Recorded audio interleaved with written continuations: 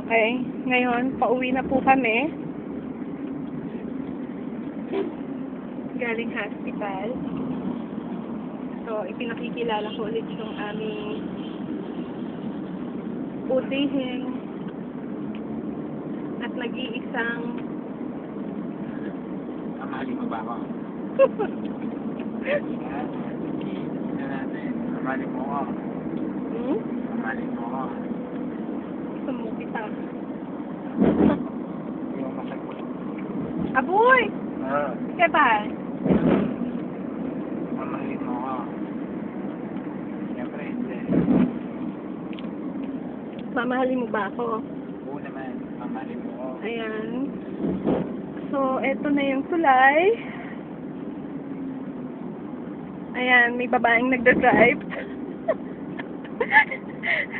Mahuhuli na kami ng mutawa kasi nagdadrive siya. Babae. Joke. Ayan, sobrang traffic. Mamahalin mo ako. Marunong ka bang magmahal? Hindi, mamahalin mo ako. Ayan, sobrang traffic na. Post mo sa Facebook. O kaya, nakapost ko yan sa Facebook yung isa. Mamahalin mo Pati yung ako. picture. Mamahalin mo ako. Mamahalin mo ako. Baka bugbugin ako ng mga babae mo. Babae, ikaw ang dahilan. Ayan, traffic na. Stop na yun. Tapos, makikita nyo, yung nilalantakan kong suman. Magpo-post mo dito kung may Bible. So, kailangan talaga privacy. Mamahalin mo. Seryoso.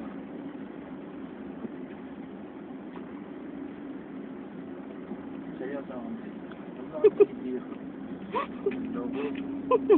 Susunduin kita. Seryoso na ako. Sinibiro mo pa ako. Ayan, traffic na. So, traffic na dahil past 4 o'clock na. Uwian na. Nangyayakapin ko. Hindi naman ako nangyakap. Okay lang. Amoy pawis na yung abaya ko. Oh, shit. Ang ganda nung ano. Mukhang ano to. Mukhang royal blood. Maganda yung kotse niya. May nakakatabi po kami. Isang tingin ko isa po siyang prinsipe po.